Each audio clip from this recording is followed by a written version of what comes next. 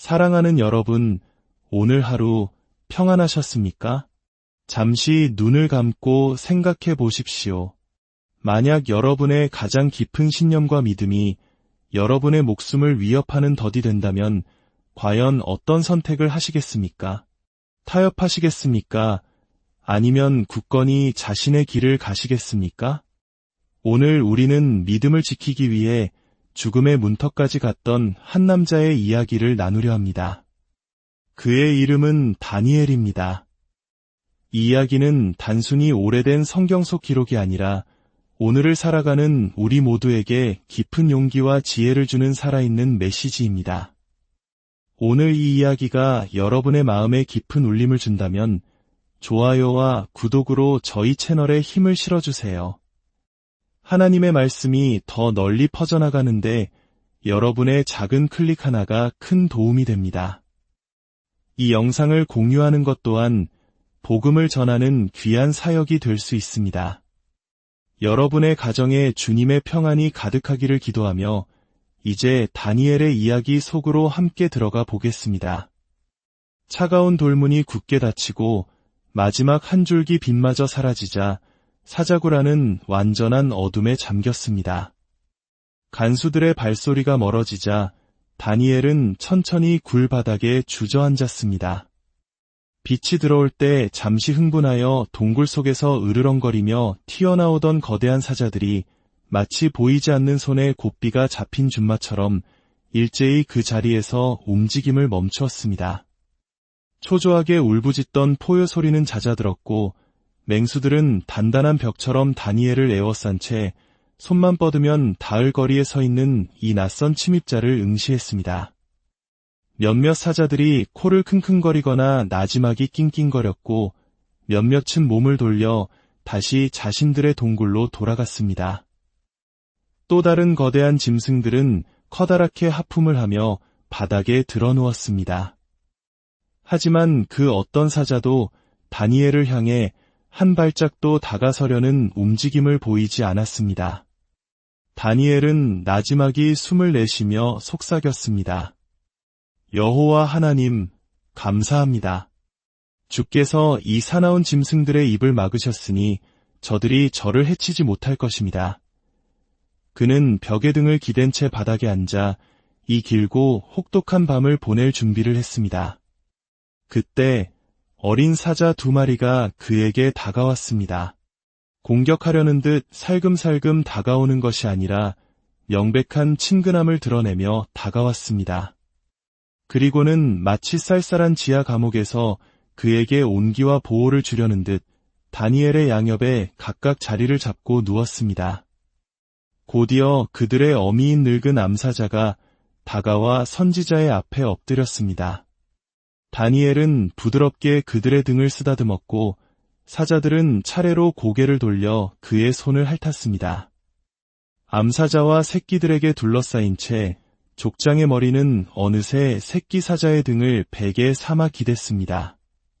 그렇게 사람과 맹수, 넷은 완전한 평화와 고요 속에서 깊은 잠에 빠져들었습니다. 물론 이 장면이 성경의 글자 그대로 기록된 것은 아닙니다. 하지만 저는 그날 밤 하나님의 기적이 바로 이런 모습으로 펼쳐졌으리라 믿습니다. 오늘 우리는 하나님의 위대한 영웅이자 선지자였던 다니엘의 발자취를 따라가 보려 합니다. 그가 살았던 시대처럼 우리 역시 혼란스러운 시대를 살아가고 있습니다. 성경은 우리에게 다가올 미래의 징조들을 보여줄 뿐만 아니라 끊임없이 변화하는 현재를 어떻게 살아가야 하는지에 대한 지혜를 가르쳐줍니다. 이야기의 배경은 이렇습니다.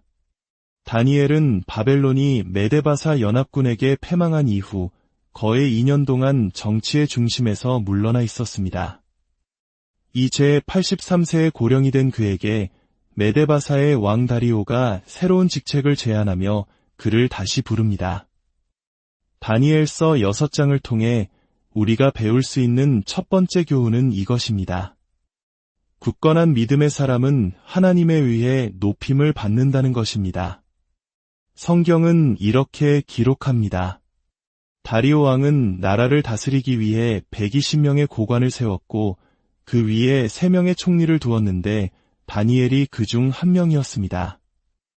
이는 고관들이 총리에게 업무를 보고하게 하여 왕에게 손해가 없게 하려 함이었습니다. 그런데 다니엘은 마음이 민첩하고 뛰어난 영성을 지니고 있었으므로 다른 총리들과 고관들 위에 뛰어나게 되었습니다. 그래서 왕은 그를 세워 전국을 다스리게 하고자 했습니다. 당시 총리들의 주요 임무 중 하나는 왕을 위해 세금을 걷는 것이었습니다. 하급 관리들 사이에 부정이 만연했기에 다리오 왕은 정직하고 신뢰할 만한 3명의 총리를 뽑았습니다. 왕이 손해를 보지 않게 하기 위해서였죠.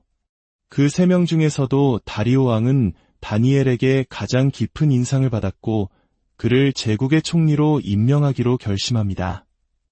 성경은 다니엘이 다른 총리들보다 뛰어났던 이유를 그 안에 탁월한 영이 있었기 때문이라고 설명합니다. 구약시대의 표현으로 그는 성령 충만한 사람이었습니다. 하나님의 영이 그와 함께 했습니다. 이는 그가 긍정적인 태도를 가졌고 자신의 책임을 다하기 위해 성실히 일했으며 무엇보다 이 상황에서는 정직했다는 것을 의미합니다. 다니엘은 평생을 하나님께 영광 돌리는 삶을 살았고 이제 83세의 나이에도 하나님께서는 다시 한번 그를 높여주고 계셨던 것입니다. 잠시 멈춰 생각해 봅시다. 여러분이 직장에서 믿음을 지키며 올곧게 살 때 인기가 없을 수도 있습니다. 하지만 동료들이 어려움에 처했을 때 그들이 가장 먼저 찾아올 사람은 바로 여러분일 것입니다.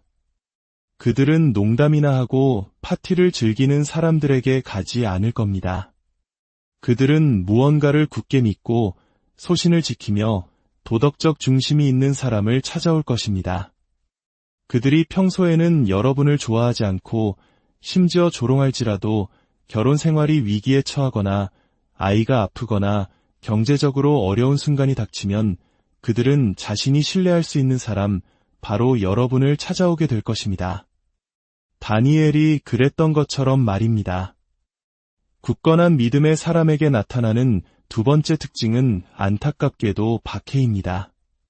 성경 사절은 이렇게 말합니다. 이에 총리들과 고관들이 국사에 대하여 다니엘을 고발할 근거를 찾고자 하였으나 아무 근거, 아무 허물도 찾지 못하였으니 다니엘의 동료들이 그를 증오한 핵심적인 이유는 바로 질투였습니다. 다리오 왕의 임명이 그대로 실행된다면 다니엘은 메데바사 제국의 모든 총리와 행정관들 위에 서게 될 것이었습니다. 마치 우리 역사 속 사극에서 흔히 보듯 뛰어난 인물에 대한 시기와 질투가 음모로 이어진 것입니다. 그들은 다니엘을 함정에 빠뜨리기 위해 그의 일거수일투족을 감시했지만 성경은 그들이 아무런 흠도 찾지 못했다고 증언합니다. 그들이 다니엘의 삶을 샅샅이 뒤질수록 그의 완벽함에 대한 분노는 더욱 커져만 갔습니다. 누군가 말했듯이 질투는 자신이 도달할 수 없는 탁월함을 언제나 증오하기 때문입니다. 결국 그의 적들이 내린 결론은 이것이었습니다. 우리가 이 다니엘을 고발할 근거를 찾지 못할 것이니 그의 하나님의 율법에서 근거를 찾지 아니하면 아니 되리라. 이 얼마나 놀라운 증언입니까? 우리는 당신에게서 아무런 흠도 찾을 수 없군요. 당신의 하나님에 대한 사랑 외에는 말입니다. 그들은 합법적인 방법으로 다니엘을 막을 수 없게 되자 교활한 계략을 꾸밉니다. 그들은 다니엘을 제외한 채 모여서 왕에게 이렇게 제안합니다. 왕국의 모든 총리와 행정관과 고관과 모사와 자문관들이 의논하고 왕에게 한 법률을 세우며 한 금령을 정하실 것을 구하나이다. 왕이여, 그것은 곧 이제부터 30일 동안에 누구든지 왕 외에 어떤 신에게나 사람에게 무엇을 구하면 사자굴에 던져 넣기로 한 것이니이다. 그들의 제안에는 명백한 거짓이 있었습니다. 모든 관리가 동의한 것이 아니었죠. 다니엘은 그 자리에 없었습니다. 그들은 이 조작된 이야기로 왕에게 나아가 서명을 재촉합니다. 그리고 메데바사법의 가장 중요한 특징을 이용합니다. 왕이여, 원하건대 금령을 세우시고 그 조서에 왕의 도장을 찍어 메데와 바사에 고치지 아니하는 규례를 따라 그것을 다시 고치지 못하게 하옵소서. 메데바사의 법은 한번 선포되면 왕이라 할지라도 절대 바꿀 수 없었습니다. 만약 왕이 자신의 명령을 번복한다면 그것은 왕이 실수를 저질렀다는 것을 의미하게 되고 당시 문화에서 왕은 오류가 없는 존재로 여겨졌기 때문입니다. 따라서 왕이 한번 칙령에 서명하면 설령 그것이 마음에 들지 않더라도 되돌릴 수 없었습니다. 그들의 계략은 한 달 동안 다리오 왕을 신의 자리에 앉히는 것이었고 왕은 그들의 아첨에 속아 넘어갔습니다. 굳건한 믿음의 사람은 높임을 받고 박해를 받으며 또한 끈기가 있습니다. 세 번째 특징입니다. 10절을 보십시오. 다니엘이 이 조서에 왕의 도장이 찍힌 것을 알고도 자기 집에 돌아가서는 입방에 올라가 예루살렘으로 향한 창문을 열고 전에 하던 대로 하루 3번씩 무릎을 꿇고 기도하며 그의 하나님께 감사하였더라. 왕의 금령이 선포되었을 때 다니엘이 어떻게 행동했는지 주목하십시오. 그는 어디 한번 해보시지 하는 식으로 창문에 매달려온 동네가 들으라고 소리치며 기도하지 않았습니다. 성경은 그가 집에 돌아가 무릎을 꿇고 하루 3번 그의 하나님께 기도하고 감사했다고 기록합니다. 그리고 마지막 구절이 핵심입니다. 전에 하던 대로 왕이 기도할 수 없다고 했을 때 다니엘은 그저 평소 하던 대로 했을 뿐입니다. 그는 물러서지 않았습니다. 그것은 비겁함이었을 것입니다. 그는 옆으로 비켜서지도 않았습니다. 그것은 타협이었을 것입니다. 그는 심지어 왕에게 거세게 저항하지도 않았습니다. 그가 한 일은 무엇입니까? 그는 굳게 섰습니다. 자신의 용기와 신념을 위해 굳건히 섰습니다. 이것이 바로 하나님께서 오늘날 우리에게 요구하시는 모습입니다. 이야기의 결론에 이르러 우리는 네 번째 교훈을 배웁니다. 굳건한 믿음의 사람은 보호를 받습니다. 여러분과 제가 섬기는 하나님께서는 우리와 항상 함께 하시겠다고 약속하셨습니다. 세상 끝날까지 내가 너희와 항상 함께 있으리라. 우리가 주님의 뜻 안에서 주님이 부르신 일을 할 때 하나님은 우리와 함께 하시며 우리를 돌보십니다. 이것이 우리에게 어떤 어려움도 닥치지 않을 것이라는 의미는 아닙니다. 하지만 어려움이 닥칠 때 주님께서 언제나 우리와 함께 하실 것이라는 의미입니다. 하나님의 사람은 하나님의 뜻의 중심에 있을 때 하나님께서 그를 향한 계획을 마치실 때까지 불멸의 존재입니다. 다니엘은 걱정하지 않았고 우리도 걱정할 필요가 없습니다. 하나님께서 이 용감한 노인을 어떻게 돌보셨는지 보십시오. 먼저 왕은 다니엘을 구하기 위해 애썼습니다. 다니엘의 동료들이 그가 기도하는 것을 보고 왕에게 고발하자 왕은 이 말을 듣고 몹시 근심하며 스스로를 책망했습니다. 다니엘이 아니라 더대에 빠진 자기 자신을 말입니다. 성경은 그가 해가 질 때까지 다니엘을 구원하려고 힘썼다고 기록합니다. 하지만 신하들은 왕이여 메대와 바사의 규례를 아시거니와 왕께서 세우신 금령과 법도는 고치지 못할 것이니이다라며 왕을 압박했습니다. 해가 서쪽으로 기울수록 다리오 왕의 양심은 그를 더욱 고통스럽게 했습니다. 자신이 가장 신이 많은 신하를 죽음으로 내몰아야 하는 상황에 처한 것입니다. 결국 왕은 명령을 내렸고 사람들은 다니엘을 끌어다가 사자굴에 던져 넣었습니다. 그러나 왕은 다니엘에게 이렇게 말합니다. 내가 항상 섬기는 너의 하나님이 너를 구원하시리라. 그리고 돌을 가져다 굴 어기를 막고 왕과 귀족들의 도장으로 봉인했습니다. 하지만 왕의 믿음은 그리 강하지 않았습니다. 그는 밤새 잠 못 이루고 번민했습니다. 그리고 다음날 이른 새벽, 왕은 급히 사자굴로 달려가 슬피 소리치며 물었습니다. 살아계시는 하나님의 종 다니엘아, 내가 항상 섬기는 내 하나님이 사자들에게서 능히 너를 구원하셨느냐? 그는 하나님의 뜻을 확신하지 못했을 뿐만 아니라 하나님이 다니엘을 구원하실 능력이 있는지도 의심하고 있었던 것입니다. 그때 굴 속에서 다니엘의 목소리가 들려왔습니다. 왕이여, 원하건대 왕은 만수무강 하옵소서. 나의 하나님이 이미 그의 천사를 보내어 사자들의 입을 봉하셨으므로 사자들이 나를 상해하지 못하였사오니 이는 나의 무죄함이 그 앞에 명백함이오며 또 왕이여, 나는 왕에게도 해를 끼치지 아니하였나이다. 아멘. 왕은 심히 기뻐하며 다니엘을 굴에서 끌어올리라 명했습니다. 사람들이 다니엘을 굴에서 끌어올렸을 때 그의 몸에는 아무런 상처도 없었습니다. 마치 뜨거운 풀무불에서 살아나온 그의 새 친구처럼 다니엘은 완벽하게 무사했습니다. 이 기적은 왜 일어났을까요? 성경은 그 이유를 명확하게 밝힙니다. 23절 마지막 구절입니다. 이는 그가 자기의 하나님을 믿었음이더라. 다니엘은 그의 하나님을 믿었습니다. 사랑하는 여러분, 우리는 우리의 하나님을 믿습니까? 하나님께서 우리를 도우실 수 있다고 진정으로 믿고 있습니까? 하나님은 종종 우리가 문제에서 벗어나게 하시는 대신 문제의 한가운데서 당신의 능력을 보여주시기를 원하십니다. 하나님은 우리가 이 세속적인 세상 속에서 굳건히 서서 주변 세상의 증인이 되기를 원하십니다. 다니엘처럼 말입니다. 기억하십시오. 우리가 옳은 것과 진실된 것을 위해 온 마음을 다해 굳건히 설 때 하나님은 우리를 위해 개입하십니다. 우리가 주님을 위해 설 때 우리는 하나님의 역사를 기대할 수 있습니다. 그러니 하나님을 위해 서는 것을 결코 두려워하지 마십시오.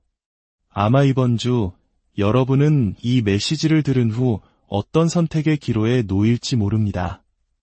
옳은 일과 그른 일 사이에서 옳은 일을 하는 것이 더 어려운 상황에 처할 수 있습니다. 그때 다니엘을 기억하십시오. 그는 모든 것이 자신에게 불리할 때 굳건히 섰습니다. 그리고 그가 굳건히 섰을 때 그는 자신의 삶에 임하는 하나님의 축복을 느꼈을 뿐만 아니라 전능하신 하나님께서 그의 삶에 개입하셔서 그가 두 손을 높이 들고 승리하게 하셨습니다. 구원은 오직 하나의 진리, 하나의 복음을 통해 옵니다. 천국으로 가는 길은 오직 예수 그리스도를 통하는 길, 단 하나뿐입니다. 예수님께서는 친히 말씀하셨습니다. 내가 곧 길이요 진리요 생명이니 나로 말미암지 않고는 아버지께로 올 자가 없느니라. 예수님은 우리에게 다른 선택지를 주지 않으셨습니다. 내가 길 중에 하나다라고 말씀하지 않으셨습니다. 세상은 하나님께로 가는 길이 많다고 속삭이지만 길은 오직 하나이며 그분이 바로 그 길이십니다. 어쩌면 오늘 여러분은 마음속으로 묻고 있을지 모릅니다. 나는 예수 그리스도를 나의 구주로 영접한 적이 있는가? 내 삶의 주인이 되어주시기를 간절히 요청한 적이 있는가? 주님은 살아계십니다. 주님은 기다리고 계십니다. 주님은 당신을 받으시기 위해 두 팔을 벌리고 계십니다. 당신이 그저 그분을 신뢰하기만 한다면 주님은 당신을 기쁘게 맞아주실 것입니다. 다니엘의 믿음은 시험을 받기 훨씬 전부터 시작되었습니다. 마찬가지로 우리의 믿음 역시 오늘 그리고 매일 예수 그리스도께 헌신하는 것에서부터 시작되어야 합니다. 다니엘이 두려움 없이 페르시아의 왕 앞에 설 수 있었다면 우리 역시 이 시대를 살아갈 용기를 얻어야 합니다. 우리는 다니엘과 똑같은 하나님을 섬기고 있으며 변치 않는 똑같은 약속으로 지지받고 있기 때문입니다. 주님, 오늘 저희에게 다니엘의 용기와 믿음을 허락하여 주시옵소서. 세상의 위협과 유혹 앞에서 타협하거나 물러서는 것이 아니라 오직 주님의 말씀을 붙들고 굳건히 서게 하옵소서.